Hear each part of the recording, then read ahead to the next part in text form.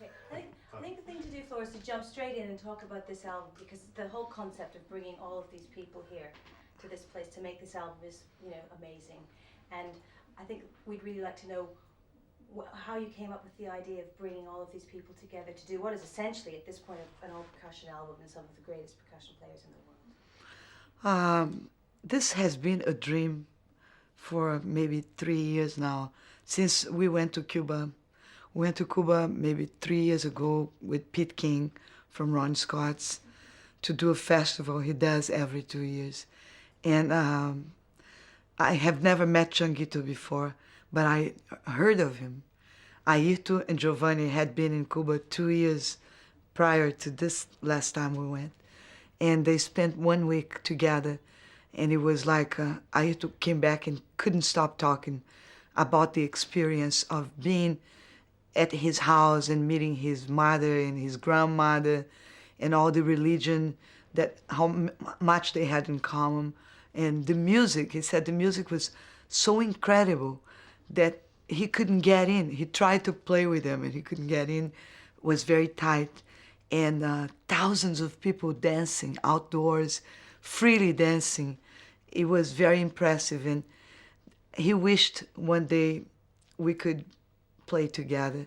So last year, I attempted to bring Changuito to America, and I failed because of the relations between America and Cuba.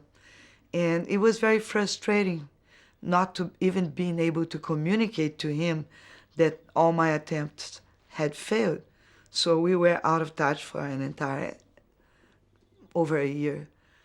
And about 2 months ago, I was playing in Berlin, and I got this phone call at soundcheck. It was Changuito. He said, "Guess where I am?" I said, "Where?" "I am right here in Berlin." So I said, "What are you doing here?" "I'm teaching classes here, and I like to come and see the show and talk to you." And I said, "So be here at soundcheck." So he came and we talked, and the family who brought him to Berlin, wonderful family, Wolfgang Gherkin and Robbie and Katska. It's a real family, are treating him like one of them, giving him all the support he wanted. They got an extended visa until September, which made it possible for me to arrange very quickly this session and bring him from Berlin to England. That's how this whole thing came together. It pretty much happened in the last 3 weeks. We didn't know 3 weeks ago that we were going to make this. Great. I think we should talk a little bit about some of the other people. Why don't we talk a bit about playing with Bill? Because I know that you got a bit of a background with him. You produced one of your albums. Yes, yes. Yeah. Well, Just Billy, Just go like this. To your hand. Yeah, that's good. Okay. Billy Cobham. Billy Cobham, it's an idol to lots of us, especially Changuito. He's very starstruck with the possibility. He knew Billy from maybe 16 years ago when Billy went to Cuba.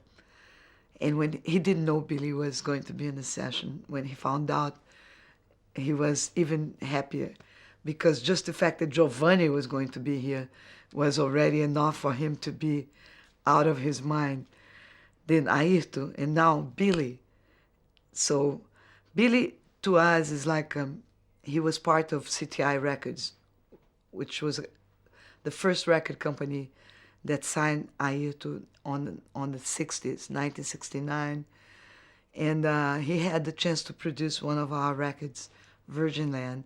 And it was wonderful to work with Billy because he's actually born in Panama, but he was raised in America, in Brooklyn. And it was very difficult for American musicians to understand the feeling of us coming out of our countries to make it and still homesick. We never left. We left physically, but we never left emotionally. And Billy understood that perfectly and never ever forced us to do anything that was not natural for us to do. This was one of the greatest experiences, because most producers, they want us to cross over. So they start to change our music a little bit here, a little bit there. And by the end of the day, it's not our music anymore. It becomes the producer's music. With Billy, it was quite different.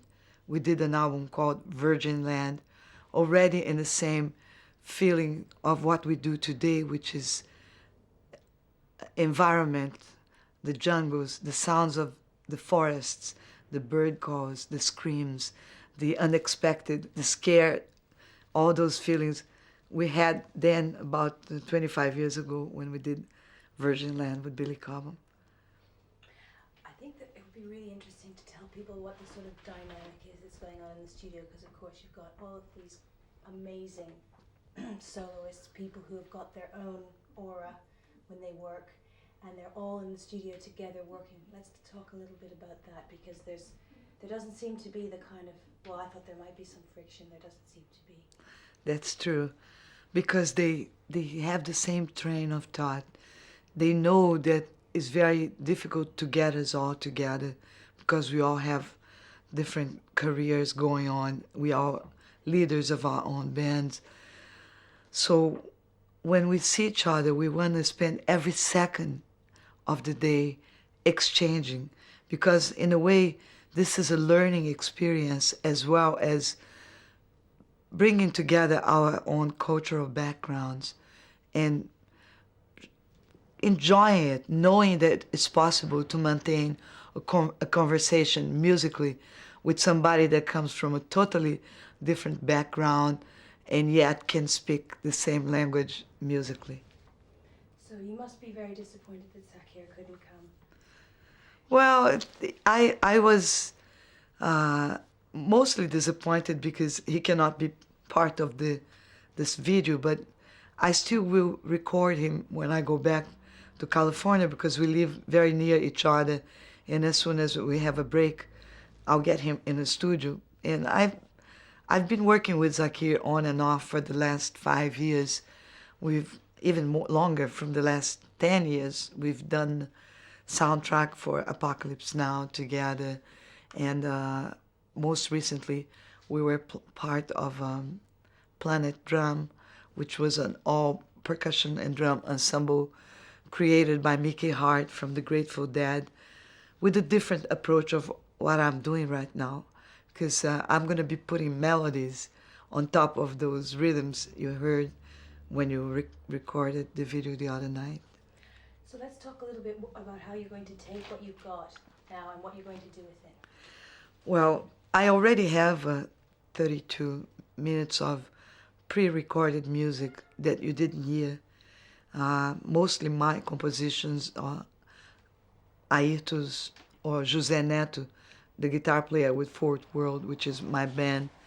The new things that we did here, Should we just stop a second? I'm going to shut the door downstairs and we can talk about how you've taken what you're going to take, Right. what you've got, and what you're going to do with it. yeah, I still don't have melody or harmony for anything, because only after I put Ayrton, which practically didn't record his parts yet because he had to go on the road with Miroslav Vito's Jan Gabarek. After he lays his parts, then I have an idea of the texture of the sounds I'm going to be working with.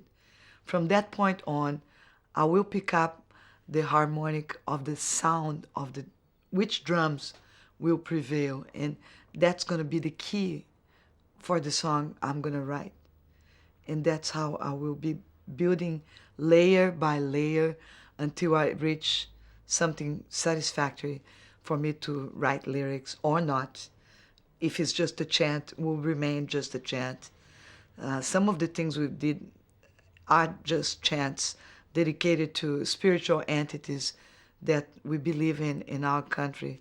My family, Ayrton, me, and my daughter, Diana, we are Espíritas from the Allan Kardec's line, and we also go to the center where we practice Umbanda, which is a old African religion that is very taken in Brazil.